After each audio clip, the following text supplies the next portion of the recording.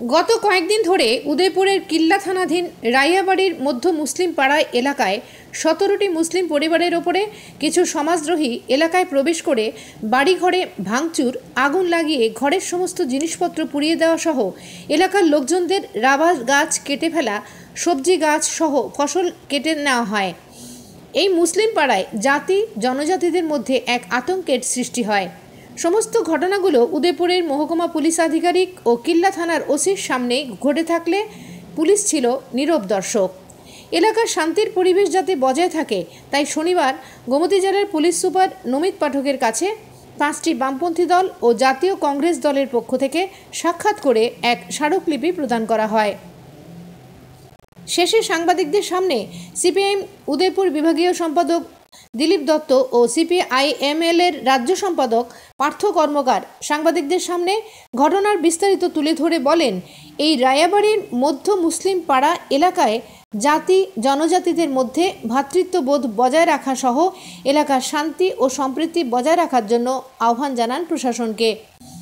আইনসম্মতভাবে দুই জনগোষ্ঠীর মধ্যে এই এলাকার ভূমি বিরোধের সুষ্ঠুভাবে মীমাংসা করার জন্য দাবি জানানো হয়। এলাকাতে সমস্ত পরিবারের বাড়িঘরে আগুন লাগিয়ে সব শেষ করে দিয়েছে এবং ফলন গাছ সহ রাবার গাছ কেটে দেওয়া হয়েছে। তাদের ক্ষতিপূরণ দেবার দাবি জানানোর পাশাপাশি সুষ্ঠু তদন্তের মাধ্যমে অপরাধমূলক কাজে অভিযুক্তদের বিরুদ্ধে আইনানুগ ব্যবস্থা গ্রহণ করে প্রশাসনকে সাংবিধানিক দায়বদ্ধতার সাথে জনগণের জীবন সম্পত্তি রক্ষার বিষয়টি সুনিশ্চিত করার উপর দাবি জানানো হয়। আর যাতে কোনো রকমের হামলা পুনরাবৃত্তি না ঘটে তা নিশ্চিত করার দাবি জানানো হয় পুলিশ আধিকারিকের কাছে। প্রতিনিধি দলকে আর কোনো ধরনের ঘটনা ঘটবে না বলে আশ্বস্ত করেন পুলিশ সুপার নমিত পাঠক। জঙ্গল পরিষ্কারের নামে অল্প কয়েকটি পরিবারের ঘরবাড়ির উপরে আক্রমণ হয়, তাদের সমস্ত জীবন জীবিকার সম্পদগুলোকে ধ্বংস করে দেওয়া হয়, এটা কিভাবে সম্ভব? কেন তারা বাঁচার অধিকার পাবে না? তো তিনি আমাদের কথা দিয়েছেন যে পুলিশ এরপর থেকে এখানে কোনো ধরনের হামলা করতে দেবে না এবং সংখ্যালঘু মুসলিম পরিবারগুলোর সমস্ত অধিকার তিনি রক্ষা করবেন, সাংবিধানিক অধিকার রক্ষা করবেন।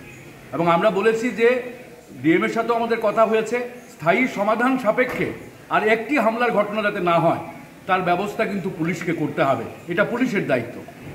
আর ওনাকে আমরা অবগত করেছি যে ঘটনাটা কি, এর পেছনের ষড়যন্ত্রটা কি, এবং আমরা বলেছি বহিরাগত লোকজন কার দ্বারা এখানে আসে এটা তদন্ত করা দরকার পুলিশের। তিনি বলেছেন আমরা তদন্ত করছি, এটা তদন্ত চলছে এখন। এই তদন্ত করে যারা সেদিন ঘটনা করেছে তাদের বিরুদ্ধে আইনানুগ কঠোর ব্যবস্থা গ্রহণ করা হবে। আমাদের দাবি ছিল, এসপি সাহেব এটা স্বীকার করেছেন। কাজে আমরা আজকে এসপি সাহেবের সাথে কথা বলে আমরা এইটুকু স্থির হয়েছি যে আর হামলা হবে না, তিনি কথা দিয়েছেন, এবং যারা হামলা করেছে তাদের বিরুদ্ধে আইনানুগ ব্যবস্থা গ্রহণ করা হবে, স্থায়ী সমাধান সাপেক্ষে এসপি সাহেব এটা নিশ্চিত করবেন। এই দাবিতেই আমাদের আজকে ডেপুটেশন হয়েছে। ধন্যবাদ। ব্যুরো রিপোর্ট, আকাশ ত্রিপুরা।